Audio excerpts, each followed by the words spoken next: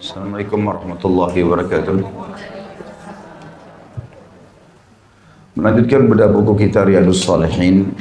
Semoga Allah berkahi dan kita masih di bab yang sama, masalah perintah menjaga sunnah Nabi alaihi salatu wassalam.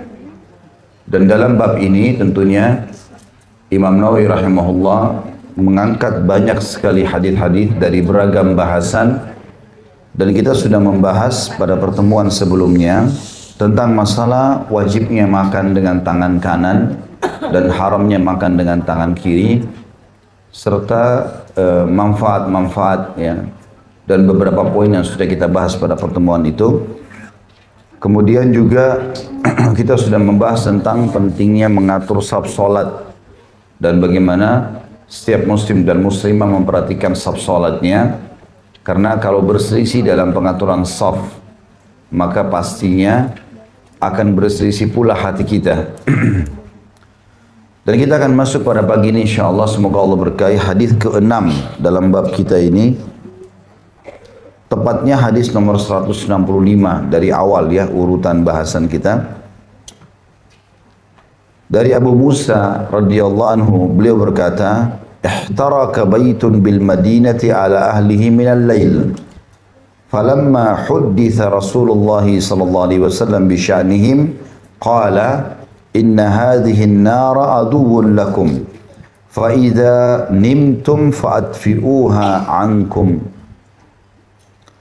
Sebuah rumah di Madinah terbakar dan menimpa penghuninya di malam hari.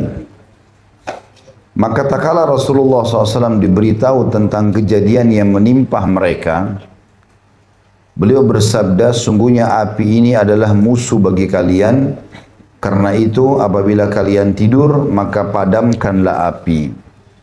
Hadis ini diriwayatkan Imam Bukhari Muslim. Hadis ini memberikan gambaran kepada kita sekali lagi salah satu dari sunnah Nabi alaihi salatu wassalam, yaitu berhati-hati dari api. Dan dia sudah kita tahu dalam di Indonesia juga ada pepatah mengatakan jangan bermain api. Memang api ini sangat berbahaya. Allah Subhanahu wa taala juga menjadikannya sebagai ancaman bagi orang-orang yang durhaka di akhirat nanti. Cukup banyak ayat Al-Quran yang menyebutkan masalah api ini. Dan api ini memang berbahaya, kecuali digunakan pada tempat dan waktu yang tepat. Seperti orang masak, itu pun pada kadar waktu tertentu. Kapan seseorang, mungkin ibu-ibu lebih paham masalah ini, masak air, kemudian sudah mendidih dan dibiarkan, airnya bisa habis, menguap, dan akhirnya pancinya bisa rusak. Jadi cuma pada kadar tertentu saja. Ya. Atau mungkin di musim dingin yang sangat, salju misalnya, kemudian dihangatkan dengan ada api unggun, mungkin ya. Terus seorang lagi berkemah di pegunungan, mungkin dibutuhkan. Atau untuk kegiatan-kegiatan yang lain, seperti untuk memanaskan atau mengawetkan kaca dan segala macam hal yang dibutuhkan, maka itu mungkin ya, hal-hal yang mendasar digunakan. Allah Subhanahu wa taala menjadikannya bermanfaat di beberapa hal, tapi umumnya dilarang untuk menggunakan lebih daripada kapasitasnya. Di antara hal yang ditekankan dalam hadis ini adalah tidak bolehnya seseorang membiarkan api menyala di rumahnya di malam hari tanpa dia memperhatikan kebutuhannya. Karena cukup banyak rumah terbakar justru karena disebabkan masalah api ini. Dan ini terjadi di zaman Nabi SAW. Dikatakan dalam hadis ini sebuah rumah di Madinah terbakar, menimpa penghuninya di malam hari. Maka tak kala Rasulullah SAW diberitahu tentang kejadian yang menimpa mereka, beliau pun menyampaikan sunnahnya yang harus kita semua umat Islam jaga. Beliau mengatakan, sesungguhnya api ini adalah musuh bagi kalian. Makna musuh di sini bukan berarti kita meninggalkannya, tetapi makna di sini adalah bisa berbahaya buat kalian kalau disalahgunakan. Makanya tidak boleh sama sekali disalahgunakan. Termasuk di kancah peperangan pun tidak boleh membakar. Ya. Sebagaimana wasiat Nabi SAW kepada pasukan beliau, dan janganlah kalian membunuh anak-anak, perempuan, orang tua, orang yang menyerah, jangan rusak fasilitas umum, dan jangan membakar. Karena yang boleh membakar hanya pemilik api itu, maksudnya Allah Subhanahu wa Ta'ala. Maka ini pun tidak boleh disalahgunakan, walaupun kita sangat jengkel sama seseorang, nggak boleh. Beda kalau orang menggunakan untuk masak misalnya, karena memang itu dibolehkan dalam syariat. Para sahabat, para tabi'in, Nabi SAW menggunakan itu untuk masak. Tapi selain daripada ini tidak boleh, termasuk tidak boleh digunakan untuk menyiksa hewan. Ya. Sampai Nabi SAW melaknat orang yang mencap dengan besi panas di wajah hewan gembalaannya atau ternaknya. Ya. Biasanya ada orang mencap di bagian wajah dengan besi panas ke hewan itu dengan tujuan supaya hewan ini diketahui hewan dari kandang dia misalnya atau peternakan dia.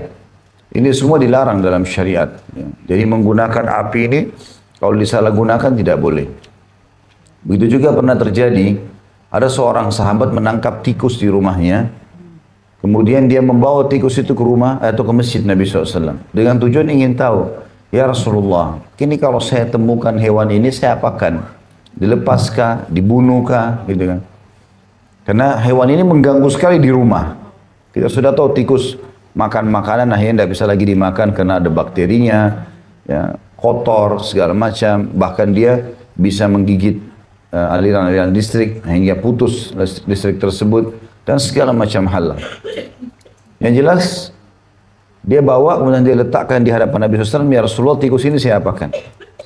Baru saja Nabi SAW akan menjawab, ternyata lepas tikus itu dari tangan sahabat tadi, dan kebetulan Nabi SAW lagi di atas tikar sholat beliau dan ada sumbu api. Ya. Jadi ada minyak zaman dulu lalu ada sumbunya. Zaman dulu orang penerangannya seperti itu. Maka tikus itu lepas kemudian menabrak sumbu tadi, minyak itu lalu tumpah dan membuat sebagian sejadah Nabi SAW terbakar. Maka kata Nabi SAW, begitulah cara syaitan membakar rumah-rumah kalian. Artinya bisa syaitan menunggangi tikus itu untuk membakar rumah, gitu kan? Makanya salah satu hewan yang boleh dibunuh adalah tikus, gitu kan? Yang sudah pernah kita jelaskan masalah itu. Tapi tidak boleh juga dibunuh dengan cara menyiksa. Misal disiram air panas atau dibakar, itu nggak boleh.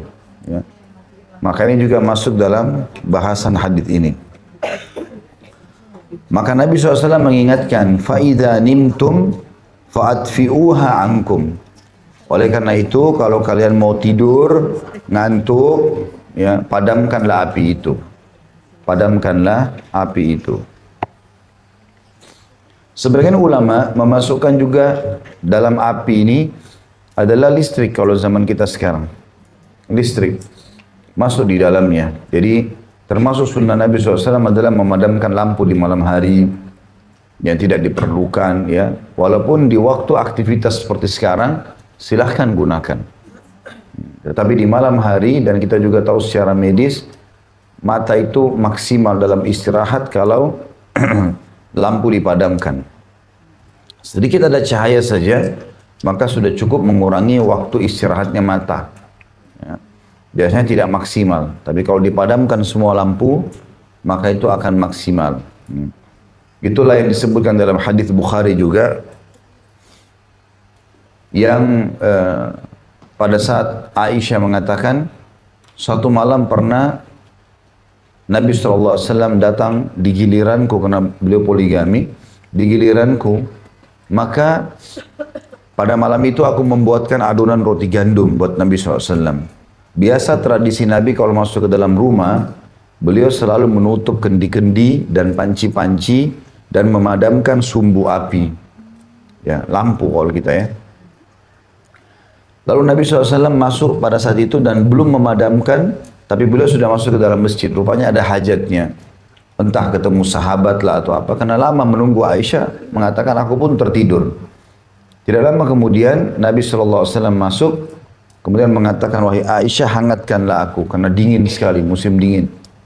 Lalu Aisyah mengatakan, ya Rasulullah, aku sedang haid. Tadinya Aisyah fikir itu diajak biologis. Kata Nabi SAW, renggangkan pahamu. Lalu Nabi SAW tidur di antara paha Aisyah. Kemudian tertidurlah gitu kan. Kata Aisyah, tiba-tiba ada kambing masuk, tetangga dan mengambil adonan gandum yang saya sudah buatkan buat Nabi. Maka saya pun bergerak dan ternyata ya, Nabi SAW terbangun. Lalu Nabi mengatakan, ambillah sisa gandum itu yang kau masih bisa jangkau dan jangan salahkan tetanggamu karena kambingnya tadi. Tapi yang kita ingin titik beratkan di sini, sebenarnya hadis ini membahas tentang bolehnya bersentuhan kalau suami istri, kalau istri sedang haid. Yang tidak boleh hanya biologis. Hadisnya tentang masalah itu sebenarnya. Tetapi yang kita ingin titik beratkan adalah kebiasaan Nabi SAW memadamkan lampu itu pada saat mau tidur. Itu juga dengan menutup kendi, menutup panci dan segala macam hal. Ada hadis Nabi SAW yang menggabungkan tentang adab-adab pada saat malam hari ini. Kita tidak bahas masalah tidur ya. Karena kalau tidur bahasannya lain lagi. Adabnya berbeda. Seperti misalnya kalau tidur itu wudu sebelum tidur ya, balik sisi kanan, kemudian membaca zikir-zikir mau tidur ya. Di antara yang sudah masyhur ayat kursi, kemudian 3 qul huwallahu ahad, qul huwallahu qul binnas, ditiupkan ke telapak tangan lalu diusap tubuh ya. Kemudian membaca beberapa surah-surah Al-Qur'an ya, yang dianjurkan oleh Nabi SAW. Ada beberapa zikir-zikir dan adabnya, termasuk tidur sisi kanan ya, dalam keadaan berwudu dan seterusnya. Baik, yang bukan itu yang kita bahas, tapi beberapa adab yang diajarkan Nabi SAW di malam hari. Kalau di rumah, yang pertama itu adalah menutup semua makanan dan minuman. Semuanya ditutup. Ya kalau kita sekarang kan alhamdulillah sudah ada plastik wrapping tuh. Itu lebih gampang daripada sayurnya terbuka.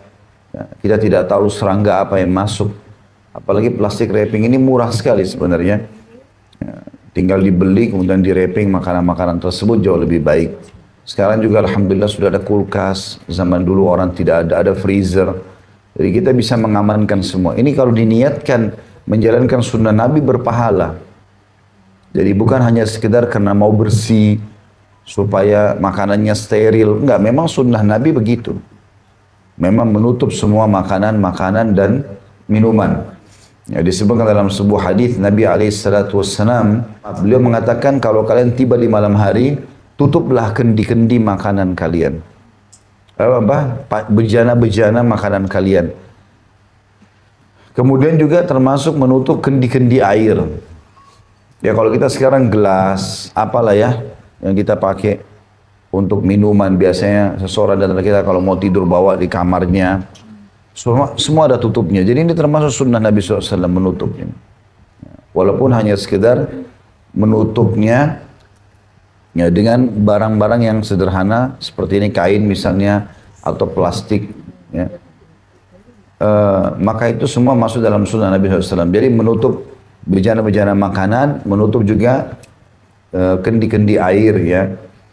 Kemudian juga masuk yang malam hari adalah memadamkan tadi listrik atau api ya, atau kalau kita lampu tadi ya sudah kita bahasakan itu. Kemudian juga menutup semua pintu dan jendela. Ya. Dan kata Nabi SAW, tutuplah pintu dan jendela kalian karena syaitan tidak akan pernah bisa membuka pintu yang ditutup oleh tuan rumahnya. Jadi khayalan tuh kalau ada film-film bilang syaitan bisa tembus tembok, tembus pintu, itu tidak mungkin. Dalam syariat kita berbeda. Kalau bapak ibu sudah tutup pintunya, syaitan nggak bisa masuk. Nggak bisa sama sekali gitu. Dia hanya masuk kalau memang pintu itu terbuka atau jendela terbuka.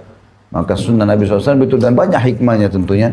Kita tahu mungkin udara malam kadang-kadang ya, mungkin hujan, tiba-tiba kita nggak tahu basah. Banyak hal-hal yang mungkin masuk nyamuk kalau kita sekarang dan beberapa hal. Ini semua sunnah Nabi SAW. Menutup semua pintu-pintu dan jendela. Ya, ini beberapa hal yang terlintas di benak saya tentang masalah adab yang Nabi SAW anjurkan di malam hari. Dan ini sudah ada bukti dalam hadis ini, sempat ada rumah terbakar justru karena api dibiarkan menyala. Kalau ibu-ibu juga lagi ngantuk sekali, mau masak, tetap hati-hati, ya, jangan dibiarkan begitu saja. Walaupun sekarang juga sudah cukup bagus, ada kompor yang tidak pakai gas lagi, pakai listrik ya. Ini tuh jauh lebih aman, tapi tetap saja ada resiko-resiko kalau kita biarkan air misalnya dengan niat mau mendidihkan, akhirnya nanti habis airnya, pancinya bisa rusak segala macam. Ya, ini termasuk sunnah Nabi alaihi salatu wassalam. Kita masuk ke hadis nomor 166, tepatnya hadis ke-7 dalam bab kita, dengan kasus yang lain lagi tentunya, ya. Dari Abu Musa al-Asy'ari radhiyallahu anhu, beliau berkata, Rasulullah SAW bersabda, Inna mathala ma ba'athani Allahu bihi minal huda wal ilmi kamathali gaithin asaba ardan fakanat ta'ifatun tayyibah faqabilatil ma'a fa'ambatatil kala'a wal ushbal kathir wa kana minha ajadibu amsakatil ma' fanafa'a Allahu bihan nas وشربوا منها وسقوا وزرعوا وأصاب طائفة منها أخرى إنما هي كيعان لا تمسك ماء ولا تنبت كلاء فذلك مثل من فقه في دين الله ونفعه بما بعثني الله به فعلم وعلمه ومثل من لم يرفع بذلك رأسا walam yakbal hudallahi alladhi ursiltu bihi. Hadis ini riwayat Bukhari Muslim. Kata Nabi SAW, sesungguhnya perumpamaan petunjuk dan ilmu yang dengannya aku diutus oleh Allah adalah bagaikan hujan yang mengenai tanah. Sebagian tanah ada yang subur dan menerima air sehingga menumbuhkan ladang gembala serta rumputan yang banyak. Sebagian lagi ada yang keras, yang bisa menahan air, sehingga dengannya Allah memberi manfaat pada manusia. Mereka bisa minum, memberi minum, dan bercocok tanam darinya. Dan hujan tadi juga mengenai jenis tanah yang lain, yaitu tanah yang tandus. Tidak bisa menahan air, tidak bisa menumbuhkan tumbuh-tumbuhan. Begitulah perumpamaan orang yang mengerti agama Allah dan diberi manfaat dari apa yang dengannya Allah mengutusku, sehingga dia mengerti dan mengajarkannya. Dan perumpamaan orang yang sama sekali tidak peduli dengan hal itu dan tidak mau menerima petunjuk Allah yang dengannya aku diutus. Hadis ini memberikan gambaran kepada kita, teman-teman sekalian, banyak sekali manfaat. Bagaimana seseorang berpegang teguh pada sunnah Nabi alaihi salatu wassalam. Dan orang kalau berpegang pada sunnah Nabi SAW, hidupnya akan aman. Karena semuanya terpandu. Makannya, minumnya, pakaiannya. Masuk kamar mandi, keluar rumah, masuk rumah. Mencari pendapatan di luar, bergaul, bertetangga. Ya. Kemudian berbuat baik dengan sanak kerabat dan segala macam hal. Tertata dengan rapi. Dan Nabi SAW memberikan perumpamaan di sini ada 3 jenis tanah. Perumpamaan, kata Nabi SAW, wahyu yang aku bawa ini seperti hujan yang turun dari langit. Maka ada 3 jenis manusia yang menghadapi atau menerima wahyu itu. Ada yang pertama, itu adalah orang yang begitu sampai padanya wahyu, maka dia langsung terima dan dia amalkan. Ini seperti tanah yang subur. Dia bisa menyerap air, lalu dia menumbuhkan tumbuh-tumbuhan. Dan ini kata sebagian ulama adalah yang dimaksud orang yang menerima hadis, menerima sabda Nabi SAW, dia jadikan sebagai panduan hidupnya, lalu dia ajarkan orang lain. Ini contoh tanah yang pertama. Jadi dia menerima air itu, dia serap sehingga tanahnya menjadi tambah subur, lalu dia keluarkan tumbuh-tumbuhan. Jadi dia menerima wahyu, ini halal, ini haram, ini dinikmati, ini ditinggalkan, ini perintah dikerjakan, ini larangan dijauhi. Maka dia seperti tanah yang subur. Dia jadi punya panduan hidup, lalu tumbuh tumbuhan yang bermanfaat bagi orang banyak.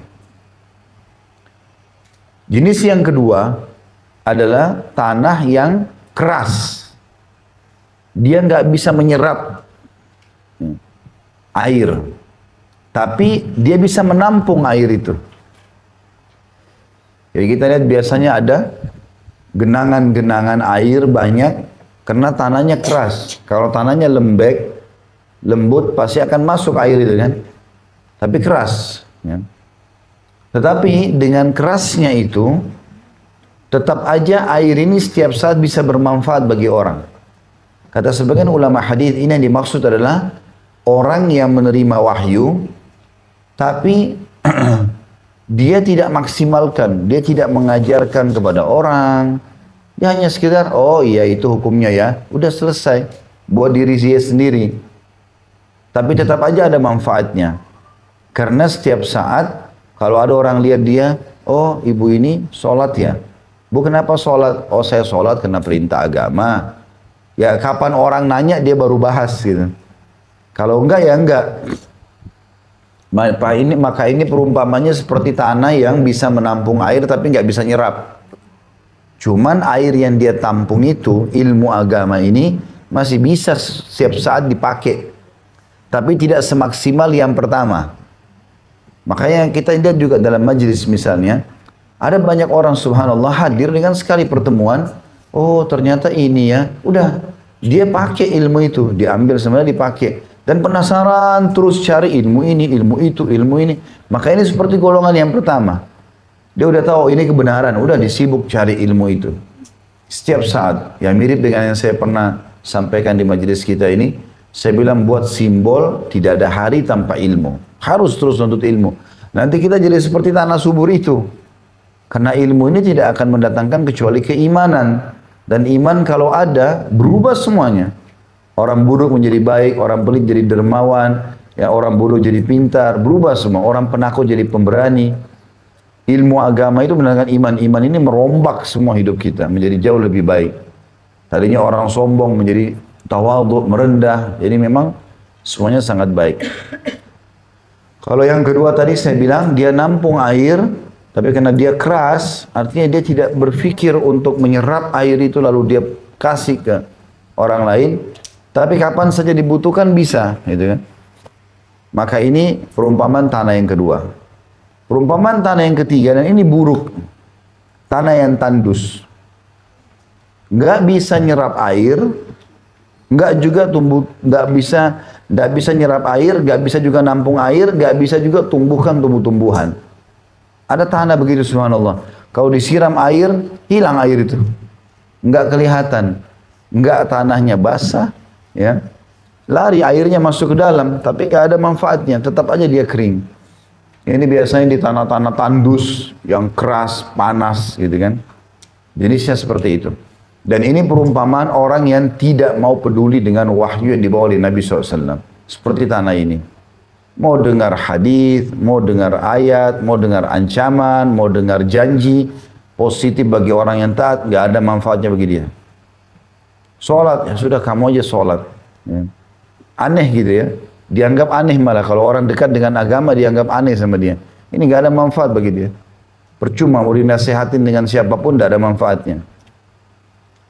Maka kita ambil pelajaran pertama dari hadis ini adalah bagaimana pentingnya menerima ajaran Nabi alaihi salatu wassalam. Itu pelajaran pertama. Dan yang paling besar manfaatnya adalah orang yang mengambil wahyu tersebut menjadikan pegangan hidupnya dan mengajarkan kepada orang lain. Itu tadi perumpamannya seperti tanah yang menyerap air, lalu dia subur, lalu tumbuh tumbuhan dan bermanfaat bagi orang. Juga ada orang yang masih lanjutan poin ini ya. Ada orang yang hanya mengambil ilmu itu untuk dirinya sendiri, sehingga dia seperti jenis tanah yang kedua. Hanya menampung air saja. Dia tidak menyerapnya, tidak menumbuhkan tumbuh-tumbuhan. Tapi tetap ada manfaatnya ini. Walaupun diambil buat dirinya sendiri, tidak ada masalah. Yang kedua pelajaran adalah ancaman dari Nabi SAW, dan hardikan bagi orang yang tidak mau menerima apa yang beliau SAW sampaikan. Ya. Ini masih banyak ya, saya tidak ngerti kenapa di antara umat Islam yang menganggap remeh sunnah Nabi SAW. Bahkan kadang-kadang ada yang tidak sadar atau sadar mengolok-olok sunnah Nabi. Contoh dia melihat orang pakai siwak. Untuk apa pakai siwak tuh? Padahal dia tidak bertanya, tidak cari tahu kenapa siwak, apa ini, kenapa kok harus pakai, apa sabda Nabi SAW, kok bisa disuruh pakai, bahkan siwak itu dianjurkan ya, untuk dipakai kata Nabi SAW, kalau aku tidak beratkan umatku, aku suruh pakai mereka setiap kali mau wudhu. Riwayat lain setiap kali mau sholat. Kalau kita pakai siwak setiap kali mau sholat, kalau sholat wajib aja berarti 5 kali. Kita sekarang kalau sikat gigi berapa kali? 3 kali. Padahal sebenarnya dalam syariat itu makin rutin sikat gigi makin sunnah. Kalau kita lihat sholat wajib aja berarti 5 kali Nabi suruh kita bersiwak. Siwak itu sama sikat gigi. Kalau nggak ada kayu siwak ya pakai sikat gigi gitu kan. Itu belum kita bicara sholat sunnah. Kalau sholat sunnah banyak sekali, gitu kan. Sholat sunnah banyak sekali. Ada qobliyah subuh, ada qobliyah duhur, ada ba'diyah duhur, ya sudah 3. Ada qobliyah asar 4, ada qobliyah maghrib 5, ada ba'diyah maghrib 6, ada qobliyah isya 7, ada ba'diyah isya 8. Belum itu baru 8 yang sunnah rawatib. Belum lagi kita bicara sholat duhanya, belum kita bicara kalau kita sholat 12 rakaat saja, berarti 6 kali pakai siwak, karena 2 rakaat salam, 2 rakaat salam, 2 rakaat salam. Belum lagi sholat malamnya. Jadi kita bisa sikat gigi itu sebenarnya dalam syariat itu sangat diperintahkan sampai puluhan kali dalam sehari. Dan Nabi SAW menambah lagi, tidak pernah beliau masuk ke rumah kecuali sudah bersiwak. Artinya menjaga sekali bau mulut. Ya. Saya kemarin sempat bicara sama istri saya dan dia cerita dia ke dokter gigi kebetulan. Terus dia sampaikan, saya kok baru tahu ya ternyata dokter bilang dari gigi ini banyak sekali sumber permasalahan. Bahkan sedikit saja urat saraf ada yang tertekan dengan gigi itu maka bisa menyebabkan flu, bisa menyebabkan ini, dan banyak sumber masalah sebenarnya dari gigi. Terus saya bilang sama dia, baru kemarin saya bicara, subhanallah dalam syariat Islam memang disuruh jaga gigi itu. Bagaimana caranya kita membersihkan siwak itu, memang kandungan cairannya pun memang sangat bagus buat gusi. Intinya adalah menjaga itu, contoh saja. Dan ini sunnah Nabi SAW. Kalau bapak ibu belum kerjakan, jangan diolok-olok. Jangan diolok-olok gitu. Kadang-kadang ada orang karena belum pernah pakai siwak, kok pakai siwak sih kayak jorok bener. Kadang-kadang memang orang yang pakainya nggak paham. Ya, ada juga begitu ya. Jadi siwak itu ya 1 siwak 1 bulan itu terus yang dipakai. Padahal bukan begitu cara pakai siwak. Cara pakai siwak jelas. Itu biasanya kalau kita beli 1 real 2 real ya itu, kurang lebih ukuran jari tengah kita misalnya, maka itu dihancurin bagian atasnya untuk dipakai. Itu siap pakai cuma 2-3 kali, potong lagi. Jadi misalnya sholat subuh sama sholat duhur, itu pun habis sholat subuh kalau habis dipakai nanti pakai gelas di kamar hotel, celupin di air, dicuci. Sholat duhur dipakai sekali gunting. Jadi nanti 1 itu bisa dipakai cuma 2 hari, ya maksimal 3 hari lah. Kalau orang pakai sampai sebulan itu terus yang dipakai, disedot-sedot misalnya. Maka itu kan orang mengirimkan pesan kepada orang kok jorok ya. Padahal sebenarnya bukan begitu cara pakainya. Intinya kalaupun tidak ada siwak itu, sunnah Nabi SAW adalah menjaga bau mulut, menjaga gitu kan. Itu sunnah Nabi SAW contoh. Tapi banyak orang olok-olok saja. Dan banyak contoh-contoh yang lain ini ya. Banyak sekali contoh Nabi. Sunnah Nabi adalah makan dan minum dengan tangan kanan. Kemarin kita jelaskan. Sunnah Nabi SAW makan dan minum sambil duduk, jangan berdiri. Banyak, jangan bernafas. Sudah kita jelaskan kemarin adab-adabnya. Semua itu, ya kalau seseorang, oh ini Nabi perintahin, walaupun sunnah bagi dia. Maksudnya bukan sebuah kewajiban. Maka sudah cukup bagi dia untuk mengamalkan. Jadi dia seperti tanah yang pertama tadi. Semuanya dia terima. Apa yang Rasulullah bersabda, oh ya benar nih. Diambil, langsung dipraktikin. Orang jadikan panduan hidupnya. Itu sangat bagus. Saya bertemu dengan beberapa orang jemaah. Yang suami istri datang ketemu saya. Kemudian saya lihat dari cara omongannya mereka, Ustaz ini hukumnya gimana ya? Rasulullah bersabda, oh itu ada hadisnya. Dia sering nasihatin sama suami istri ini. Tuh kita praktikin tuh. Jadi mereka memang mau menerima itu. Bahwa punya perusahaan diterapkan ke pegawai-pegawainya. Ustaz kita terapin di pegawai-pegawai kami nih. Mana ada jemaah subhanallah suami istri datang. dari satu kota di Indonesia yang datang ke saya untuk ketemu dan bertanya beberapa hal. Ketemulah. Dan dia alokasikan juga zakat malnya. Kemudian dia bilang, kemarin Ustaz kami sempat dengar ceramahnya Ustaz masalah kurban. Kurban itu, ya, tadinya kambing semua, pegawai-pegawai kami juga. Tapi dengar ceramah Ustaz ternyata domba lebih afdal. Kami alihkan semua ke domba, itu sampai 130 juta Ustaz. Kemarin kita alokasikan. Saya melihat mereka ini, saya melihat seperti Allah sedang titip pesan. Tuh, sampaikan kebaikan. Kita tidak tahu siapa yang mengamalkan. Ternyata Allah utus orang ini saya nggak kenal sampai ini. Gara-gara penyampaian itu orang amalkan. Kadang sunnah sederhana kita sampaikan kepada orang amalkan berapa banyak pahala yang kita panen gitu ya.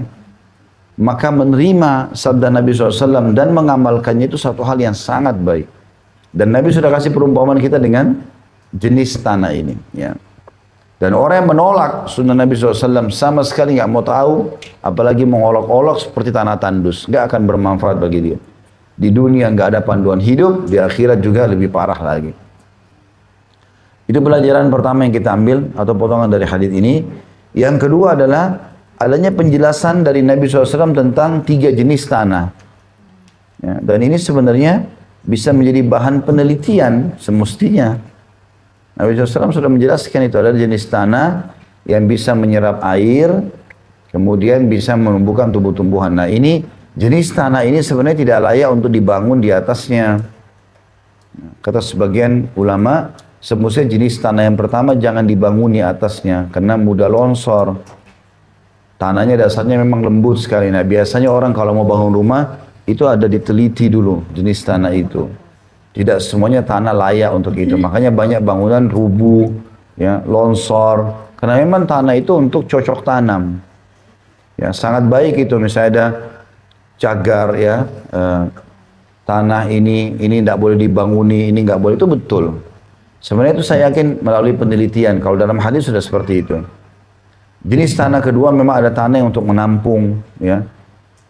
Seperti orang kalau mau buat bendungan, orang mau buat apalah ya, perairan ini, maka dia mencari jenis-jenis tanah yang bisa menampung air tadi, ya, sehingga terbentuklah seperti kolam-kolam atau sungai, mungkin ada juga sungai buatan biasanya. Dan ada jenis tanah percuma, kita ngambil bagian dari dia pun tidak akan pernah mendatangkan apa-apa, nggak tumbuh apa-apa, ya. Di daerah padang pasir itu ada tanah-tanah, nggak ada tanaman sama sekali. Dan sudah sekian ratus tahun mungkin begitu bentuknya. Maka ada jenis tanah seperti ini. Nah biasanya tanah ini kita bermanfaat, tapi untuk bangunan misalnya karena dia keras, ya, dan seterusnya. Maka ini juga diambil dari pelajaran ini. Hadis selanjutnya hadis nomor 167, tepatnya hadis ke-8 dari Jabir radhiyallahu anhu. Beliau berkata, Rasulullah SAW bersabda, "Mathali wa mathalukum kamathali rajulin awqada nara, faja'ala al-janadibu wal farashu yaqa'na fiha wa huwa yadhubuhunna anha wa ana akhidun bihujazikum 'anil nar wa antum tafalattuna min yadayya." Hadis ini riwayat Imam Muslim. Terjemahannya, perumpamaan diriku dengan kalian adalah seperti seorang laki-laki yang menyalakan api, maka belalang dan kupu-kupu berjatuhan dalam api itu. Sementara dia berusaha melindunginya dari api, aku memegangi pinggang kalian, sementara kalian banyak yang lepas dari kedua tanganku. Hadis ini diriwayatkan oleh Imam Muslim.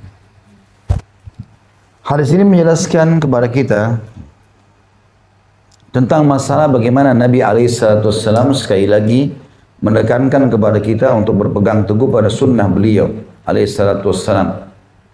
Dan bagaimana setiap muslim peduli sekali untuk menerima dan mempelajari apa yang disampaikan oleh baginda Nabi SAW. Karena beliau kasih perumpamaan. Perumpamaan aku dengan kalian ini seperti orang yang sedang berada di dekat api unggun. Kemudian karena api itu terang, banyak sekali yang datang di situ. Dikatakan di sini belalang dan kupu-kupu. Mereka mendekat karena mereka tidak tahu kalau itu api panas. Ya. Sementara aku berusaha untuk mengusir-ngusir kalian dari api itu, seperti belalang dan kupu-kupu yang diusir-usir oleh orang yang khawatir belalang dan kupu-kupu ini masuk ke dalam api tadi. Tapi masih ada saja yang lolos masuk ke dalam api itu. Artinya, aku berusaha ingatkan kalian, jangan loh, ini ada akhirat, ada neraka, neraka itu begini. Ada yang lolos, ada juga yang tidak. Yang berhasil lolos adalah yang mendengar dan menerima. Dan orang yang tidak mau mendengar, maka dia akan masuk ke dalam api tersebut. Jadi ini pelajarannya adalah bagaimana seseorang muslim, tadi saya bilang, berpegang teguh pada sunnah Nabi SAW dan tidak menganggap remeh, sebagaimana judul bab kita. Selanjutnya hadis ke-9, hadis nomor 168 dari Jabir radhiyallahu anhu. Beliau berkata, anna Rasulullah sallallahu alaihi wasallam amara bilaqil asabi'i was-sahfa wa qala innakum la tadruna fi ayyiha al-barakah. Hadis ini riwayat Imam Muslim, bahwa Rasulullah SAW memerintahkan agar menjilati jari jemari dan piring. Beliau SAW bersabda, sungguhnya kalian tidak mengetahui di manakah keberkahan itu. Dalam satu riwayat miliknya juga, maksudnya masih Jabir radhiyallahu anhu, idza waqa'at luqmatu ahadikum falyakhudha falyumit ma kana biha min adza wal ya'kulha wa la yadha'ha lisyaitan wa la yamsah yadahu bil mandil hatta yal'aqa asabi'ah fa innahu la yadri fi ayyi ta'amihi al barakah. Saya baca yang ketiga, baru nanti kita baca terjemahnya sekalian. Kita sekalian baca hadisnya dulu semua. Dalam riwayat yang lain, inna syaitana yahduru ahadakum inda kulli syai'in min sya'ni hatta yahdurahu inda ta'ami. Fa idza saqatat min ahadikum al-luqma falyumit ma kana biha min adhan falyakulha wa la yadha'ha lisyaitan. Terjemahan hadis pertama, Jabir berkata radhiyallahu anhu bahwa Rasulullah SAW memerintahkan agar menjilati jari jemari dan piring. Beliau SAW bersabda, sungguhnya kalian tidak mengetahui di manakah keberkahan itu. Riwayat yang lain mengatakan, apabila satu suapan salah seorang dari kalian jatuh, hendaklah dia mengambilnya, membuang kotoran yang ada padanya, dan memakannya. Serta janganlah membiarkannya untuk syaitan. Dan janganlah membersihkan tangannya dengan sapu tangan sebelum menjilati jemarinya. Karena dia tidak tahu di bagian makanan yang manakah keberkahan itu berada. Riwayat yang terakhir yang ketiga adalah, sesungguhnya syaitan itu selalu hadir menyertai salah seorang di antara kalian dalam segala urusannya. Sampai-sampai syaitan hadir ketika dia makan. Karena itu, apabila satu suapan terjatuh dari salah seorang di antara kalian, maka hendaklah dia membuang kotoran yang menempel padanya, lalu memakannya, serta jangan membiarkannya untuk syaitan. Hadis ini menjelaskan kepada kita tentang adab makan. Adab makan. Kita sempat menyinggung masalah itu ya di pertemuan sebelumnya. Tapi poin ini belum disebutkan. Ada punya catatan nggak kemarin berapa poin kita sebutkan masalah adab makan itu? 8 ya. Berarti kita bisa tambahkan yang ke-9 di sini. Nah, di antara adab makan adalah menjilat jari. Kalau memang makan pakai tangan, ya. Ya mungkin kalau kita sekarang makan kue kering pun ya. Kalau kita makan mungkin nasi segala macam sudah pakai sendok. Tapi kalau kita makan kue kering, biasanya orang pakai tangan. Maka masih ada saja sisa sedikit di jarinya. Sunnah Nabi SAW adalah dia menjilatnya itu. Ya. Ini sunnah Nabi SAW. Tentu kalau orang, kata sebagian ulama, menggunakan sendok, maka dia membersihkan sendoknya. Ya. Makna di sini dia menjilati adalah dia membersihkan sisa makanan. Baik bisa dengan cara dia menjilati secara langsung, atau misalnya dia meletakkan di atas piring sisa-sisa nasi misalnya dengan jarinya, lalu kemudian disendok lalu dimasukkan ke dalam mulut. Ya. Karena intinya sebenarnya adalah Tidak boleh ada sisa makanan. Intinya itu. Jadi termasuk berarti tambahkan ke adab makan yang ke-9, tambahan yang kemarin itu adalah menjirat jari yang masih ada tersisa makanan. Ya. Kemudian masuk yang ke-10, tambahkan adab makan. Di situ adalah memungut makanan yang jatuh bila makanan itu memang kering. Makanan kering. Masih layak lah. Seperti kerupuk misalnya. Jatuh di lantai, lantainya bersih. Di rumah kita sering bersih. Oh, jangan bilang itu sudah kotor, buang aja. Sunnah Nabi SAW di sini adalah mengambilnya.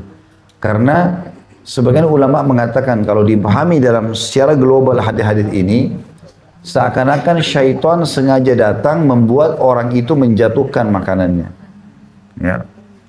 Atau membuangnya sementara masih bisa dikonsumsi. Masuk dalam masalah adab makan juga, yang ke-11 itu mengambil secukupnya. Jadi jangan banyak sehingga akhirnya mubazir, nggak dimakan. Jadi kita coba dulu beberapa sendok, nanti tambah lagi nggak masalah. Ya. Walaupun berulang kali menambahnya, itu tidak masalah dibandingkan kita langsung mengambil tumpukan seperti gunung, kemudian dah habis-habis, ya, ataupun dibuang mubazir. Ini seringkali kita lihat di acara-acara ya, ngambil macam-macam nggak dimakan. Maka adabnya adalah makan secukupnya, ambil secukupnya. Maka ambil secukupnya, nanti kalau kurang tambah lagi. Apalagi kalau makanannya banyak. Biasanya syaitan hiasi, karena makanan prasmanan banyak, maka dia tamak mau ambil semuanya. Gitu. Padahal belum tentu dia makan. Gitu. Maka coba teman-teman sekalian ambil secukupnya. Di sini juga ada hadisnya ya. Selain jari juga piring, yang dimaksud adalah membersihkannya. Membersihkan dan jangan biasakan membuang. Jadi apapun yang kita ambil secukupnya. Misalnya kita makan rujak, kemudian ada sambelnya, diambil secukupnya.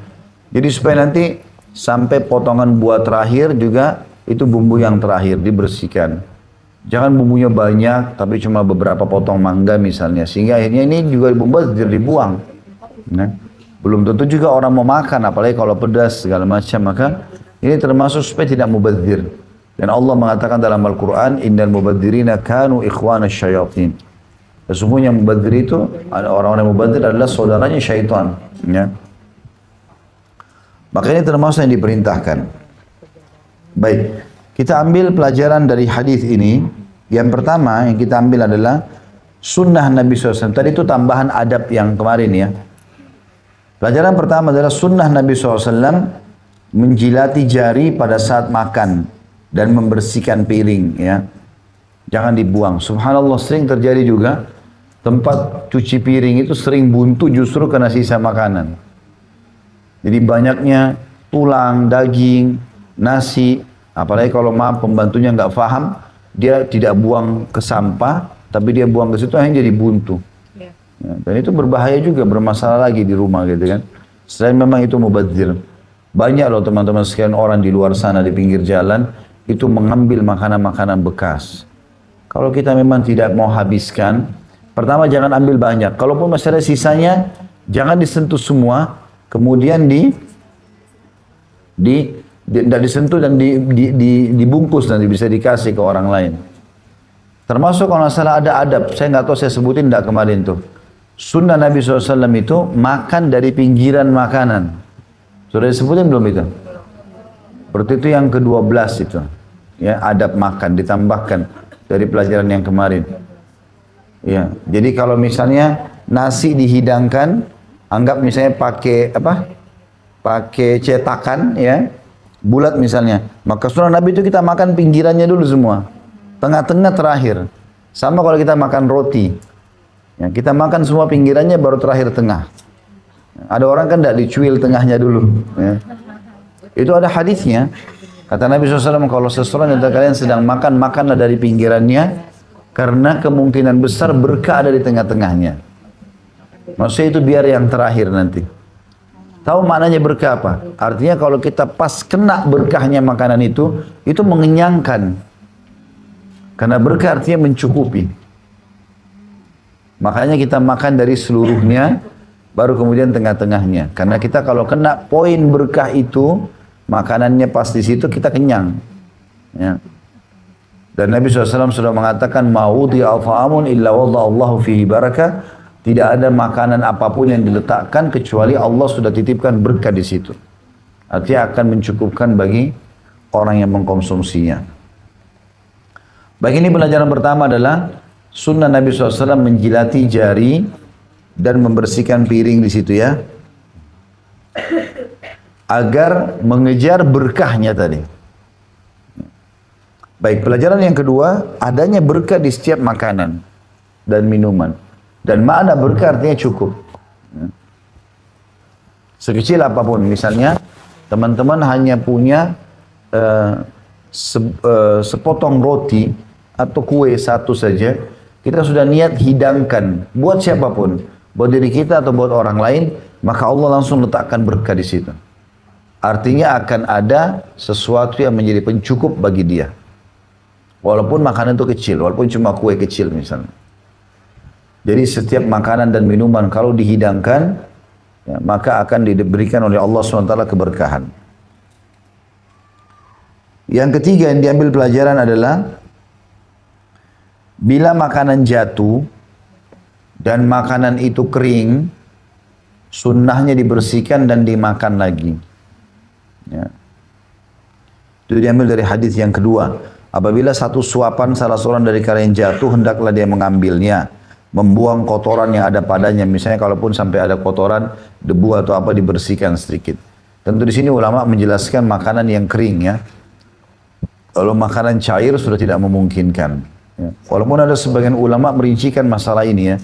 Kalaupun cairan, tapi cairan tersebut dia tidak terkontaminasi dengan kotoran kayak madu misalnya. Kan madu kental sekali biasanya. Kecuali kalau madu yang cair. Kalau madu yang kental itu kalau dia tumpah, dia ngumpul di tempat itu, bagian atas itu nggak kena apa-apa. Gitu. Maka itu juga berbeda. Maka ini ada sebagian ulama mengatakan supaya tidak mubazir diambil saja. Atau kalau sudah terlanjur ada madu seperti ini tertumpah, maka kalau kita tidak konsumsi, ya, maka jangan sampai kita buang begitu saja. Ya, pernah ada salah satu kerabat kami, itu meletakkan, dia punya madu bagus, pecah. Karena pakai botol kaca. Dia nggak buang, diambil, diaduk, dikeluarin belingnya, diaduk dengan air, ditumpah di pohon mangga di depan rumahnya. Makanya manis rupanya mangga. Karena diserap oleh pohon itu. Ya. Ya, misalnya ditaruh ke tanaman, ya, ditaruh ke apa gitu ya. Ya, mungkin dikasih makanan hewan, ada kucing, ada apa. Jadi jangan hanya sekedar buang begitu saja. Sehingga, maksudnya kalau bisa dimaksimalkan, kita maksimalkan. Itu yang dimaksud ini. Karena Nabi SAW bilang, kalau ada satu suapan, maksudnya walaupun potongan kecil, salah seorang dari kalian jatuh, hendaklah dia mengambil dan membuang kotoran yang ada padanya dan memakannya. Nah, dia konsumsi. Serta jangan membiarkan untuk syaitan. Ini potongan yang keempat dari hadis. Pelajaran yang keempat. Bahwasanya syaitan selalu datang dan mengganggu manusia di setiap lini kehidupannya. Jadi bukan cuma sholat, ya, bukan cuma sekedar mengajak maksiat, tapi ternyata mencuri makanan juga. Orang yang makan tangan kiri, minum tangan kiri, lupa baca basmalah, ya, ini semua diambil oleh syaitan. Atau tadi jatuh dia buang, dianggap sudah tidak layak dikonsumsi. Maka ini semua diambil oleh syaitan, ya. Sebagaimana potongan hadis yang ketiga di sini dikatakan, sesungguhnya syaitan hadir, ya, menyertai salah seorang di antara kalian dalam segala urusannya, sampai-sampai syaitan hadir ketika dia makan. Lalu kita tahu dari mana syaitan ambil makanan itu? Nabi bilang, karena itu apabila satu suapan terjatuh dari salah seorang di antara kalian, maka hendaklah dia membuang kotoran yang menempel padanya, lalu memakannya, serta jangan membiarkan untuk syaitan. Berarti syaitan makan itu. Dia ambil, gitu kan. Dia punya cara untuk membuat kita membuang makanan tersebut, atau merasa jijik yang berlebihan, sehingga akhirnya mubadzir. Tentu ini kita sesuaikan dengan keadaan Bapak Ibu sekalian ya. Kalau misalnya jatuh di tanah, melengket, kotoran banyak, nggak memungkinkan dibersihkan, ya sudah. Gitu. Itu berbeda. Tapi kita bicara ini kayak di rumah, bersih segala macam. Tiap hari dibersihkan. Hanya tergeletak di meja makan, hanya tergeletak di lantai. Masih bisa dibersihkan kering. Tadi saya kasih contoh misalnya kerupuk, atau daging, atau apalah yang memang kering. Nggak ada masalah, maka itu bisa dipungut. Ya. Ini yang diambil dari hadis 168 tadi. Selanjutnya kita selesaikan bab kita ini ya. Tersisa 2 hadis lagi. 3 hadis lagi ya. Hadis nomor 169, hadis ke-10 dari Ibnu Abbas radhiyallahu anhu, beliau berkata, Rasulullah SAW berdiri di tengah-tengah kami memberi nasihat. Beliau bersabda, Ya ayuhan nas, innakum mahsyuruna ilallahi ta'ala hufatan, uratan, gurla. Kama bada'na awwala khalqin nu'idu wa'adan alaina inna kunna fa'ilin. Ala wa inna awwalal khalaiki yuksa yawmal qiyamati Ibrahim alaihi salam. Ala wa innahu sayuja'u birijalin min ummati fayu'khadhu bihim dhata shimali fa'aqul ya rabbi ashabi fayuqal innaka la tadri ma ahdathu ba'dak fa'aqulu kama qala al-abdu salih wa kunta alaihim shahidan ma dumta fihim falamma tawaffaytani kunta anta ar-raqib alaihim wa anta ala kulli shay'in shahid ila qawlihi al-azizul hakim fayuqalu li innahum lam yazalu murtaddina ala aqabihim mundu faraktahum. Hadis ini riwayat Bukhari Muslim.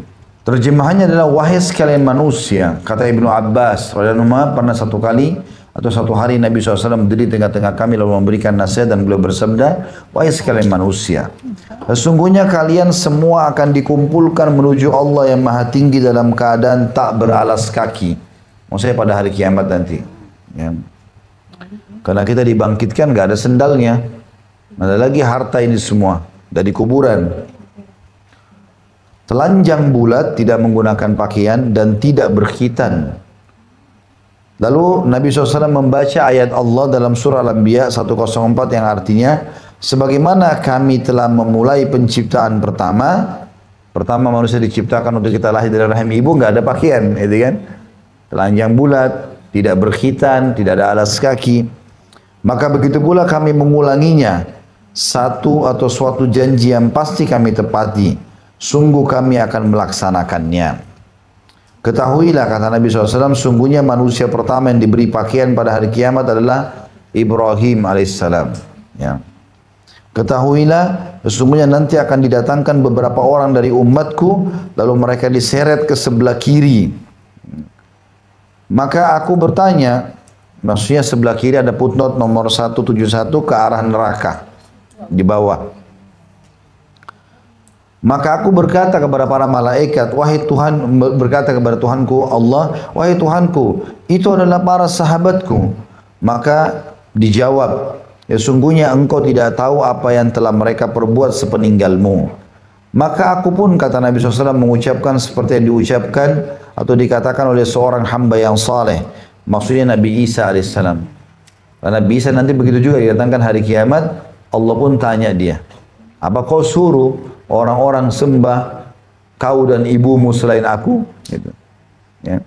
Maka Nabi Isa mengatakan, disebutkan dalam surah Al-Maidah 117, dan aku menjadi saksi terhadap mereka selama aku berada di tengah mereka.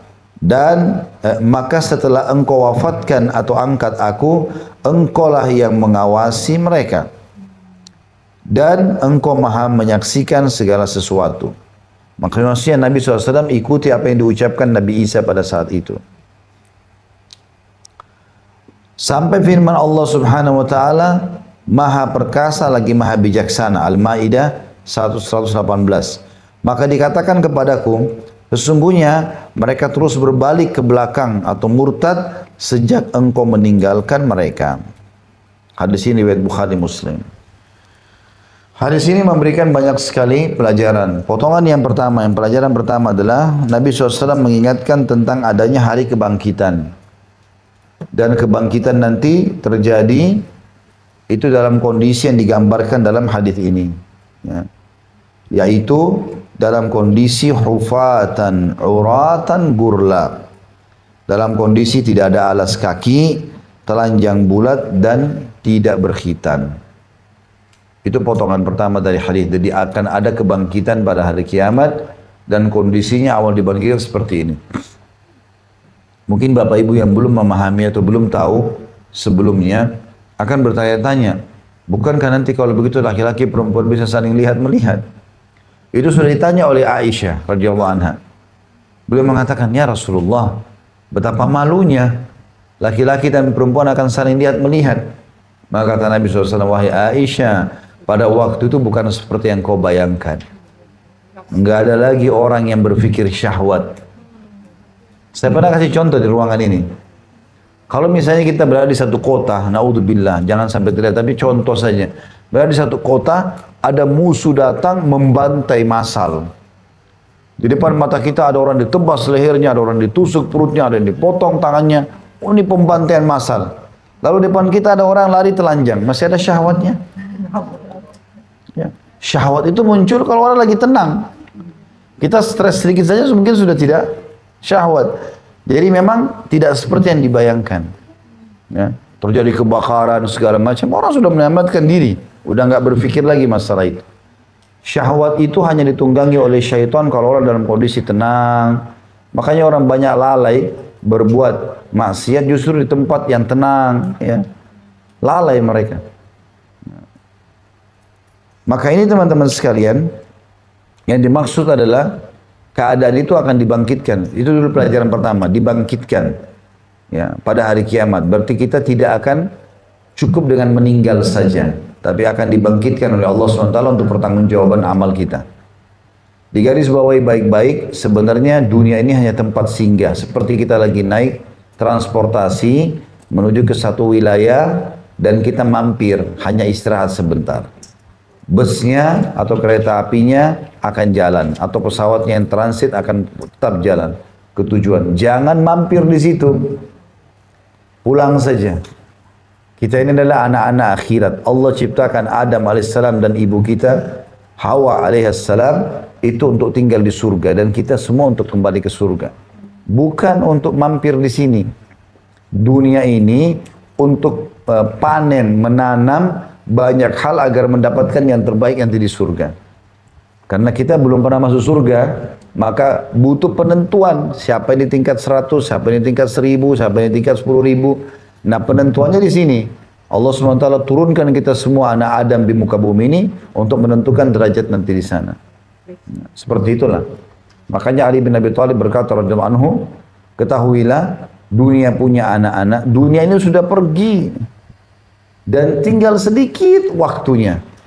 Ketahuilah dunia punya anak-anak dan akhirat punya anak-anak. Maka jadilah kalian anak-anak akhirat. Artinya tunggangi dunia ini, nikmati hanya untuk mendapatkan yang terbaik di akhirat. Jangan mampir di sini sehingga lupa semuanya. Makanya orang yang mencintai dunia berlebihan susah sekali untuk menerima kematian, menerima kekurangan harta, menerima cobaan. Tapi orang kalau tahu masalah akhirat berbeda. Beriman tentang akhirat ini menenangkan hati seseorang. Bahkan dengan kezaliman yang besar pun terjadi pada kita, oh ada akhirat. Biar saya nggak ambil dunia, saya akan ambil di akhirat kok. Membuat orang tenang. Ya. Sakit, apa saja, oh ini cuma di dunia. Tuhan nanti saya menuju ke akhirat. Udah nggak ada lagi penyakit. Orang meninggal, tidak ada lagi penyakitnya, selesai. Ya. Sebatas dunia saja. Dan Nabi SAW mengatakan, ketahuilah perumpamaan dunia yang kalian tinggali ini dibandingkan akhirat hanya seperti jari telunjuk yang dicelupkan ke lautan lalu diangkat. Lihatlah berapa banyak air yang tinggal di jari telunjuk itu. Akhirat seperti lautan itu, dunia ini seperti jari air yang ada di telunjuk yang dicelupin diangkat lagi. Gak ada nilainya. Dunia ini cuma miniatur akhirat. Akhirat ini luar biasa, susah digambarkan gitu. Walaupun memang ada gambarannya, tapi untuk kita gambarkan terlalu luas, terlalu indah, terlalu sempurna gitu. Kata Nabi SAW, surga itu luasnya seluas langit dan bumi. Ya. Jadi luas sekali. Dan juga dikatakan istana seorang mukmin dari awal tanah ke ujung tanahnya 40 tahun jaraknya. Itu orang yang paling kecil istananya. Belum dalam hadis saya pernah bilang setiap ahli surga yang paling rendah di surga itu memiliki 10.000 pelayan. Ya. Jadi itu yang paling rendah, yang paling baik, paling soleh, Allahu a'lam bagaimana gitu kan. Jadi keabadian yang luar biasa. Kita semua sedang menuju ke sana. Kalau kita selalu bangga dengan kecantikan, dengan kegagahan, dengan kekayaan, ingat ada orang lebih dari kita sebelumnya. Toh juga masuk ke kuburan, mati gitu. Seorang muslim, seorang mukmin punya kenikmatan yang luar biasa. Karena di dunia dia boleh pakai baju yang bagus, pakai tas yang bagus, kendaraan, rumah, boleh menikmati biologis tapi dengan cara halal. Boleh apa saja silakan. Bahkan Islam tidak pernah batasi pendapatan seorang muslim. Tapi dia punya sebuah konsep dasar, halal. Halal silakan. Mau punya uang, mau punya rumah, mau punya mobil, mau punya pasangan, mau punya anak, halal konsepnya. Ada yang dilarang, ini pelanggaran, haram, nggak boleh, gitu kan? Hanya itu. Berarti di dunia dia terkontrol, di akhirat dia dapat yang lebih baik lagi daripada itu. Kalau orang-orang kafir enggak, dia cuma kejar dunia saja. Di dunia pun dia tidak ada konsepnya. Beda dengan seorang muslim. Saya pernah berbagi itu ya, saya dapat informasi dari teman-teman kita yang tinggal di Jepang, muslim. Mereka bilang pernah ditemukan di supermarket orang-orang Jepang, orang penyembah matahari. Masuk beli makanan kaleng, daging kaleng. Begitu dia tahu label halal, dibeli sama dia. Dan bukan 1-2 orang. Banyak orang yang dilihat sama dia. Sampai ditanya salah satunya, kenapa anda pilih ini? Apa sebabnya pilih daging ini? Karena ada label ini. Kenapa label ini? Dia bilang kalau label ini berarti lebih terjamin. Padahal mereka bukan muslim. Mereka tahu sendiri kehidupan muslim itu rapi, bersih. Gak boleh sembarangan. Mereka makan apa saja, tidak ada haramnya. Gitu kan? Enggak, kalau kita nggak bisa. Nggak boleh sama sekali. Bangke udah nggak boleh, ini nggak boleh. Bahkan saking jauhnya mereka dari agama kan, saya pernah dikirimkan satu cuplikan sampai saya hapus langsung.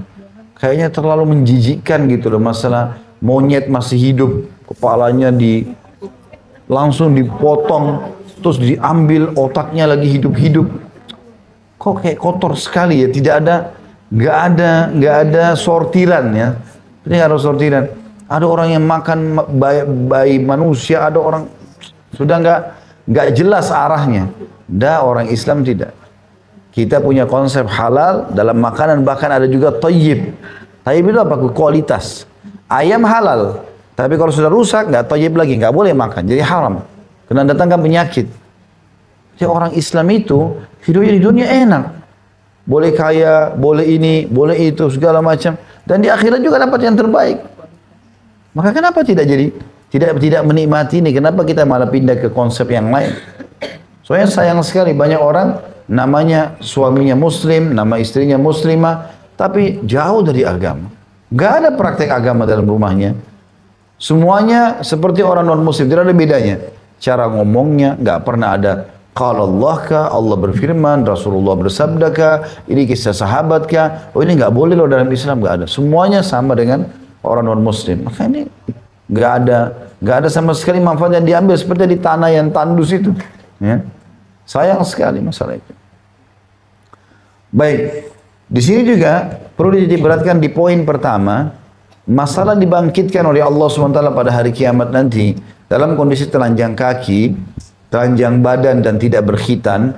Ini di awal kebangkitan, awal kita dibangkitkan. Dalam sebuah hadis disebutkan Allah SWT akan turunkan hujan nanti, dan hujan itu akan menerpa tulang-tulang ekor manusia. Lalu kalian akan tumbuh, kata Nabi SAW, seperti tumbuhnya tanam-tanaman atau sayuran. Bagaimana sayuran tumbuh, seperti itu nanti kita tumbuh. Maka semua bangkit tanpa pakaian, ya, termasuk para nabi-nabi. Tapi di sini Nabi SAW tekankan itu tidak akan berjalan lama.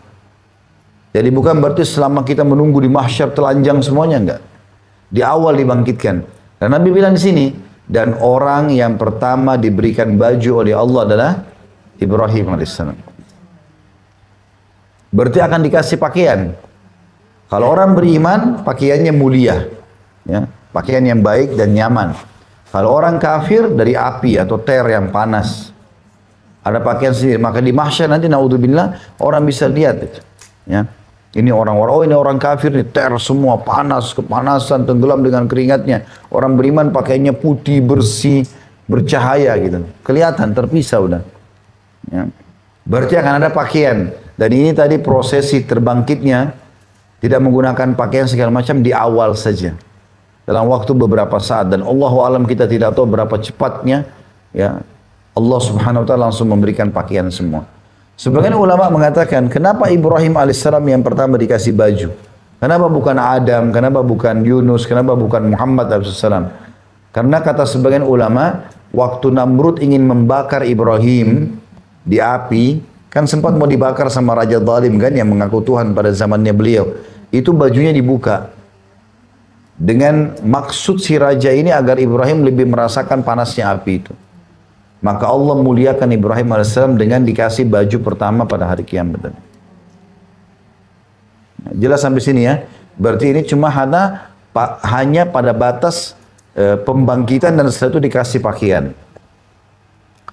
Potongan yang kedua yang diambil daripada hadis ini adalah adanya beberapa orang dari orang yang masuk Islam di tangan Nabi SAW. Kemudian mereka murtad setelah meninggalnya Nabi. Siapa orang-orang ini? Ya, disebutkan oleh para ulama adalah mani'uz zakat. Orang-orang yang menolak zakat. Kemudian orang-orang yang murtad memang meninggalkan agama Islam. Setelah meninggalnya Nabi SAW seperti menjadi pengikut Musailam al-Kadzab, al-Aswadul Unsi. Karena di akhir hidup Nabi SAW itu ada orang-orang yang mengaku nabi palsu, ya. Dan ada pengikutnya. Ini yang dimaksud ya. Dan kita tidak mengatakan seperti dikatakan oleh Syiah. Orang-orang Syiah menjadikan hadis ini sebagai hujjah atau argumentasi kalau betul buktinya ada sahabat yang murtad, maka mereka leluasa mengatakan Abu Bakar murtad, Umar murtad dan segala macam. Bukan itu. Keliru itu. Sahabat-sahabat yang tetap mulia dan bertahan dalam Islam itu adalah kemuliaan. Yang dimaksudnya adalah orang yang murtad. Karena di akhir hadis dikatakan, waktu Nabi SAW dipertemukan dengan mereka pada hari kiamat, Nabi tahu. Karena mereka ini syahadat di depan Nabi. Gitu kan?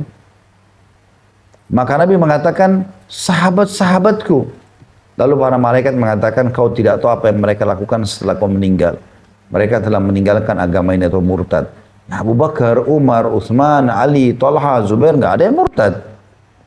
Yang murtad ini jelas dalam buku-buku sejarah Islam, yaitu orang-orang yang menolak membayar zakat. Itu yang pertama. Jadi ada memang diistilahkan dengan mani'uz zakah. Jadi begitu Nabi SAW meninggal, mereka nggak mau lagi store zakatnya ke Madinah. Mereka bilang nggak ada zakat. Mau tetap Islam tapi nggak ada zakat. Makanya Abu Bakar mengutus pasukan khusus memerangi mereka.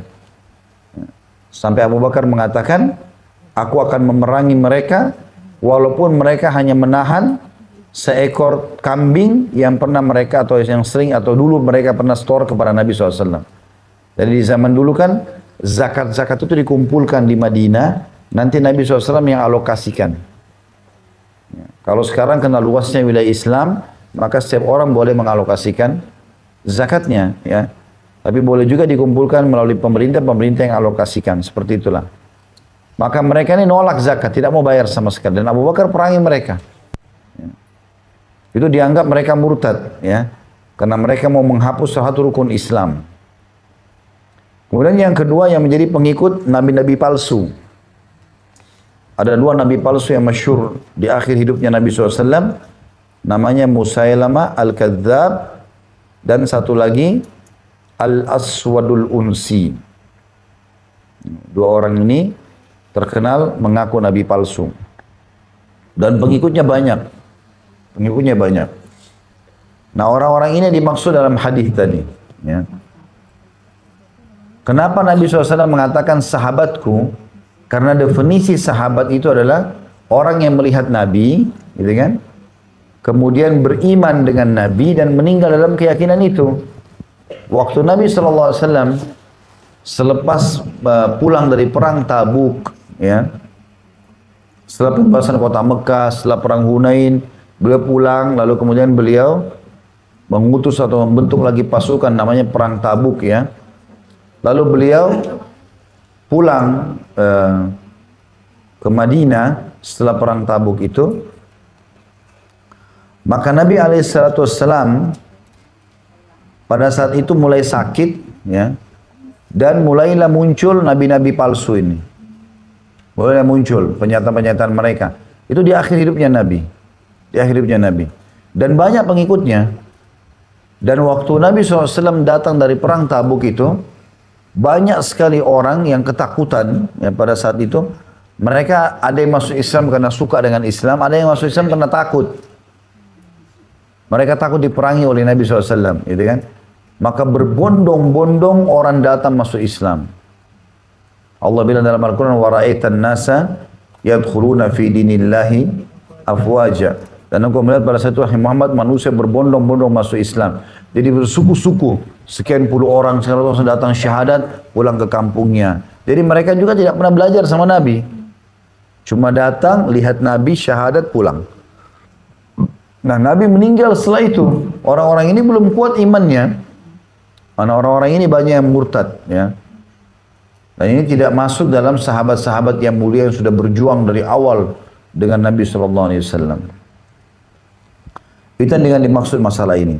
Kemudian potongan yang ketiga dari hadis adalah bagaimana Nabi SAW tetap mencintai umat atau sangat mencintai umatnya sampai waktu orang-orang tadi yang mau digiring, ya, ke kiri, orang-orang yang dianggap sahabat Nabi tapi murtad, kan digiring ke kiri tadi, ya.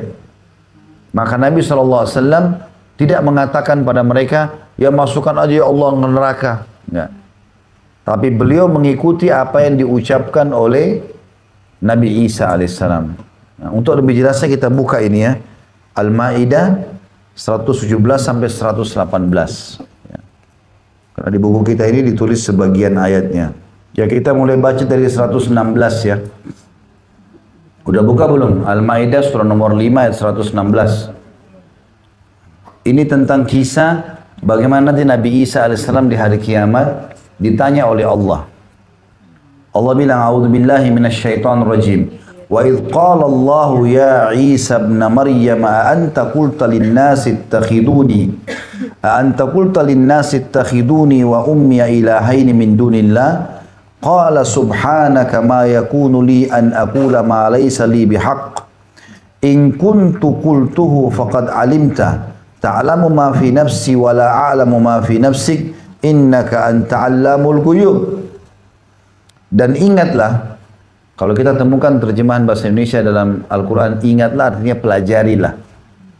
Ya, karena kita tidak mungkin ingat sesuatu yang belum kita tahu. Gitu kan? Ini kan kejadian nanti hari kiamat. Makna ingat adalah pelajarilah. Ketika Allah berfirman, "Hai Isa putra Maryam, apakah kamu atau adakah kamu mengatakan kepada manusia, jadikanlah aku dan ibuku, ya, sebagai Tuhan selain Allah? Apakah kamu atau adakah kamu mengatakan kepada manusia, jadikanlah aku dan ibuku dua Tuhan atau dua orang Tuhan selain Allah?" Karena mereka menganggap Bunda Maryam, ya, Isa, ini semuanya adalah Tuhan juga. Maka Isa menjawab alaihissalam, "Maha suci engkau, tidaklah patut bagiku mengatakan apa yang bukan hakku untuk mengatakannya. Jika aku pernah mengatakan, maka tentulah engkau mengetahui apa yang ada pada diriku, dan aku tidak mengetahui apa yang ada pada dirimu, ya, atau pada diri engkau, ya Allah. Sesungguhnya engkau maha mengetahui perkara yang gaib." Ya. Artinya Nabi Isa AS tidak pernah suruh orang Nasrani, katakan saya anak Tuhan, katakan saya Tuhan, tidak pernah itu. Dan ini nanti akan menjadi argumentasi yang sangat kuat oleh Nabi Isa AS nanti di akhirat. Saya nggak pernah suruh. Waktu saya hidup, saya cuma suruh apa yang engkau perintahkan. Ini di ayat 117-nya. Perhatikan Allah bilang, "Ma qultu lahum illa ma amartani bihi ani'budullaha rabbi wa rabbakum wa kuntu alaihim syahidan ma dumtu fihim falamma tawaffaitani kunta antar raqiba alaihim wa anta ala kulli syai'in syahid."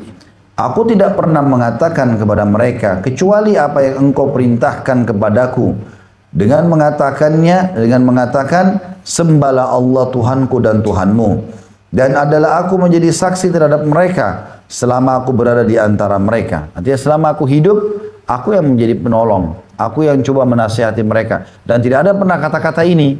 Waktu Nabi Isa AS masih hidup, tidak ada yang mengatakan Isa anak Tuhan, tidak ada. Pada saat selama aku berada di antara mereka, aku menjadi saksi. Maka setelah engkau wafatkan aku, engkau lah yang mengawasi mereka. Dan engkau yang maha menyaksikan atas segala sesuatu. Lalu 118, ini yang diucapkan oleh Nabi SAW dengan mengikuti Isa AS. Apa yang dikatakan? In tu'adzibuhum fa innahum ibaduk wa in takfir lahum fa innaka antal azizul hakim. Jika engkau menyiksa mereka, maka sesungguhnya mereka adalah hamba-hamba engkau. Dan jika engkau mengampuni mereka, maka sesungguhnya engkau lah yang maha perkasa lagi maha bijaksana. Artinya Nabi Isa AS tidak langsung mengatakan, ya Allah, pengikut-pengikutku yang mengatakan aku Tuhan itu, ya hukumlah mereka. Enggak. Nabi Isa AS masih berharap rahmatnya Allah. Berkata, kalau engkau menyiksa mereka, mereka hamba-hambamu, hakmu ya Allah. Tapi kalau engkau maafkan, engkau maha pengampun. Ya. Maka Nabi Muhammad SAW mengatakan dalam hadis ini, dan aku mengucapkan seperti yang diucapkan oleh hamba saleh, maksudnya Nabi Isa AS. Dan aku menjadi saksi terhadap mereka selama aku berada di tengah-tengah mereka. Maka setelah engkau wafatkan aku, engkau lah yang telah mengawasi mereka, dan engkau maha menyaksikan segala sesuatu. Jadi Nabi SAW mengucapkan kalimat itu, ya. Tapi di sini saksi bahasan kita adalah adanya sebagian orang yang hidup di akhir-akhir hidup Nabi SAW, mereka murtad, ya. Dan banyak di antara mereka yang Nabi tidak tahu kalau mereka murtad karena Nabi SAW sudah meninggal. Nah, dalam hadis ini dijelaskan Nabi akan tahu nanti di akhirat. Nabi akan tahu di akhirat. Ya. Baik, selanjutnya 170. Hadis ke-11 dari Abu Sa'id Abdullah bin Mughaffal radhiyallahu anhu, beliau berkata, "Naha Rasulullah SAW anil hadfi wa qala innahu la yaqtulus sayda wa la yanka'ul adu wa innahu yafqa'ul ain wa yaksirus sin." Rasulullah SAW melarang khazf. Ada putun nomor 173. Khazf adalah melemparkan kerikil dengan jari telunjuk atau ibu jari, ya, melempar dengan batu, ya, melempar batu. Nabi SAW melarang itu. Dan beliau bersabda, sungguhnya khazf itu, melempar dengan batu itu tidak membunuh hewan buruan, tidak juga bisa membinasakan musuh. Akan tetapi ia hanya membutakan mata dan mematahkan gigi. Hadis ini riwayat Bukhari Muslim. Dalam riwayat yang lain, anna qariban libni Mughaffal khadaf fanahahu waqal inna Rasulullah SAW naha anil khazfi wa qala innaha la tasidu saydan thumma aada faqal uhaddithuka anna Rasulullah SAW naha an thumma utta takhzif la ukallimuka abada. Bahwasanya seorang kerabat Ibnu Mughaffal, maksudnya sahabat Nabi tadi ini, Abu Sa'id Abdullah bin Mughaffal radhiyallahu anhu, ada salah satu kerabatnya melakukan khazf, melempar dengan kerikil. Maka dia melarangnya dan berkata, sungguhnya Rasulullah SAW melarang khazf.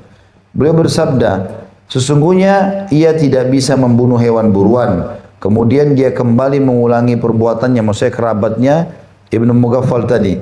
Maka Ibnu Mughaffal berkata, aku telah menceritakan kepadamu bahwa Rasulullah SAW melarangnya, tapi kamu masih saja melakukan khazf.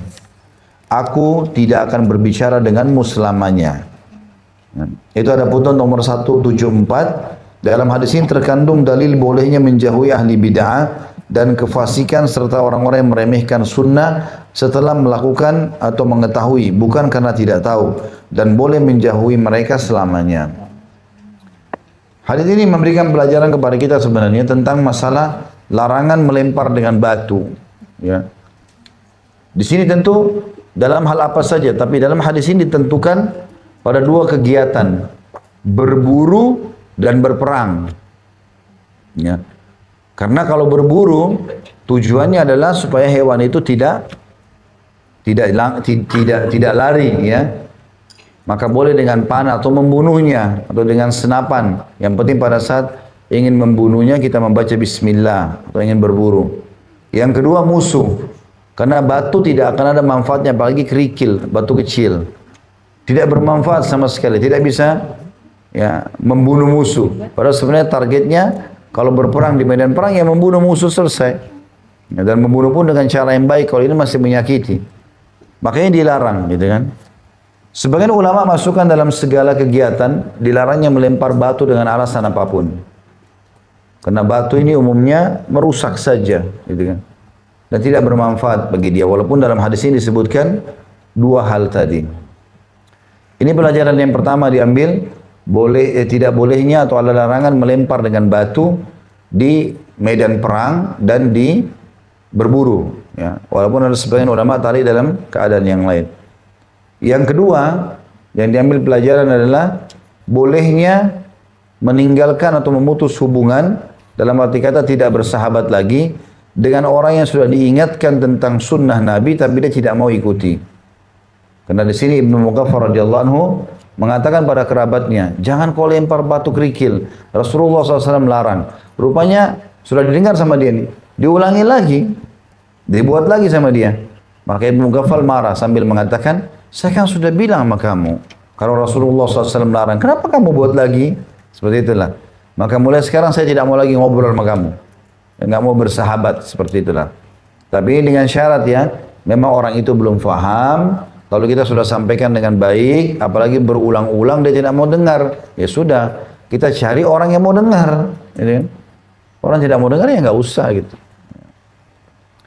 Hadis yang terakhir dalam bab kita ini adalah hadis nomor 171. Tepatnya tentu di sini hadis yang ke-12 ya. Tapi di buku kita tidak ditulis, mestinya ditulis hadis ke-12. Seperti hadis-hadis sebelumnya. Dari Abis ibnu Rabi'ah radhiyallahu anhu beliau berkata, Ra'aitu Umar bin Khattab radhiyallahu anhu yuqabbilul hajar, ya'ni al-aswad, wa yaqul inni a'lamu annaka hajar, ma tanfa'u wa la tadur, walaula anni ra'aitu Rasulullah SAW yuqabbiluka ma qabbaltuka. Hadis muttafaqun alaih. Ibnu Rabi'ah berkata, saya melihat Umar bin Khattab radhiyallahu anhu mencium Hajar Aswad dan dia berkata, aku tahu engkau adalah sebuah batu yang tidak dapat mendatangkan manfaat dan tidak menimpakan mudarat. Seandainya aku tidak melihat Rasulullah SAW menciummu, tentu aku tidak akan menciummu. Pesannya apa di sini? Umar bin Khattab waktu itu kebetulan di musim haji dan orang lagi banyak tawaf. Kita tahu musim haji penuh. Umar bin Khattab juga orangnya tinggi sekali. Pas dia mau cium Hajar Aswad, dekat, orang-orang semua pada kasih kesempatan Umar. Karena Umar itu jadi raja. Ini disebutkan hadis riwayat ini pada saat beliau jadi khalifah. Lalu beliau mengangkat suara dengan keras. Sambil menunjuk Hajar Aswad. Sungguhnya aku tahu kau hanya batu biasa. Tidak akan memberikan manfaat, tidak memberikan mudarat. Untuk memberikan penjelasan pada orang. Hajar Aswad hanya cium. Titik, nggak ada yang lain. Tidak usah gosok-gosok jilbab, gosok-gosok kopiah. Kenapa? Wangi. Memang wangi. Kerajaan Saudi kasih minyak wangi. Tugas kita hanya cium saja, nggak ada yang lain. Makanya Umar bilang, kalau bukan saya lihat Rasulullah SAW cium kamu, saya nggak akan cium kamu. Bukan menghina Hajar Aswad ya, bukan. Tapi maksudnya Umar bin Khattab ingin menjelaskan ini perbuatan Nabi, maka kita contohi. Bukan yang lain. Dan para sahabat sangat menjaga semua itu. Masuk akal, tidak masuk akal. Kalau Rasulullah SAW yang perintahkan, dikerjakan. Selesai. Pernah anaknya Umar bin Khattab namanya Ibnu Umar radhiyallahu anhu, Abdullah bin Umar. Dia lagi pimpin kafilah haji. Banyak sekali unta-unta yang ikut. Di tengah jalan, di padang pasir, dia suruh berhenti. Berhenti semua. Lalu dia jalan. Dia suruh orang-orang lihat dia. Dia jalan jauh di padang pasir. Tinggal bayangannya, rupanya dia kencing di situ. Abdullah Umar kencing di padang pasir itu. Lalu dia kembali lagi. Ada sahabat Nabi, kalau saya tidak salah namanya Ka'ab radhiyallahu anhu mengatakan, wahai Abdullah bin Umar, semoga Allah selalu menjagamu. Apa kau berhentikan kami 70 kafilah hanya untuk menyaksikan kau kencing di situ? Maka dia jawab, iya. Memang sengaja. Karena saya waktu haji bersama Nabi, Nabi pernah berhenti di sini, pernah kencing di situ. Saking inginnya menjaga sunnah Nabi SAW. Begitu sahabat-sahabat Nabi. Jadi walaupun hanya tempat beliau berhenti saja itu sudah cukup. Dan jangan dibumbu-bumbuhi. Yang Nabi tidak contohkan, kita tidak lebih pintar dari Nabi SAW. Jangan dibuat-buat. Ya. Ini contoh saja Hajar Aswad mulia sekali. Bahkan dalam sebuah hadis Bukhari dikatakan, dia batu yang turun dari surga. Awalnya berwarna putih dan menjadi hitam karena dosa anak Adam. Ya. Tapi sunnah Nabi cium saja. Itu pun Nabi tidak setiap tawaf cium. Enggak siap tawaf. Karena pernah disebutkan juga dalam riwayat, Nabi SAW pernah tawaf di atas unta beliau, kemudian memberikan isyarat dengan tangannya sambil membacakan Bismillahi Allahu Akbar. Gak usah cium jauh ya. Isyarat tangan saja. Bismillah Allahu Akbar. Begitu hadisnya. Jadi Nabi SAW pernah menciumnya, pernah juga memberikan isyarat tangan. Itu di zaman Nabi masih belum sepadat sekarang. Apalagi sepadat sekarang. Saya bukan melarang Bapak Ibu cium Hajar Aswad, tapi kalau saya lagi bimbing umroh, saya anjurkan jemaah saya untuk menghindar. Kalau di zaman sekarang. Karena jadi fitnah. Orang siku-sikuan, orang tarik-tarikan, yang perempuan sudah didempet sama laki-laki. Malah sunnah tapi jadi dosa. Gitu kan. Maka jangan paksakan. Bismillah ya Allahu Akbar, selesai. Kalau ada kesempatan, memang peluangnya ada. Apalagi satu waktu mungkin Allah mudahkan kerajaan Saudi. Saya sih melihatnya, kalau dibuat antrian di situ lebih mudah. Dipasangin kayak ada tali misalnya, 10 orang. Cium, keluar, masuk lagi 10. Itu lebih cepat. Sekarang numpuk-numpuk orang sikut-sikut. Saya pernah coba, subhanallah itu hari, saya pernah coba luar biasa gitu. Kita sudah mau dekat, terdorong lagi. Mau dekat, terdorong lagi. Kadang-kadang kena sikut. Dan kita kalau masuk, jadi nggak aman. Karena kepala kita bisa didorong orang. Itu berbahaya, resikonya besar. Tapi kalau orang bisa melakukannya tanpa ada fitnah segala macam, silahkan. Cuma di sini perlu digarisbawahi itu sunnah Nabi dan sunnahnya mencium saja. Tidak lebih daripada itu. Ya. Sehingga sesuai dengan apa yang diajarkan oleh Nabi SAW. Allahu a'lam. Ini termasuk sunnah Nabi SAW yang harus diperhatikan, dan ini bahasan terakhir kita dalam bab kewajiban tunduk kepada hukum Allah, kepada sunnah Nabi, atau kewajiban menjaga ya, atau perintah menjaga sunnah Nabi SAW. Kita akan masuk nanti di pertemuan akan datang insyaAllah bab baru, bab 17, bab kewajiban tunduk kepada hukum Allah, dan bagaimana sikap seseorang yang diajak kembali kepada hukum Allah dan diperintah kepada kebaikan atau dicegah dari kemungkaran.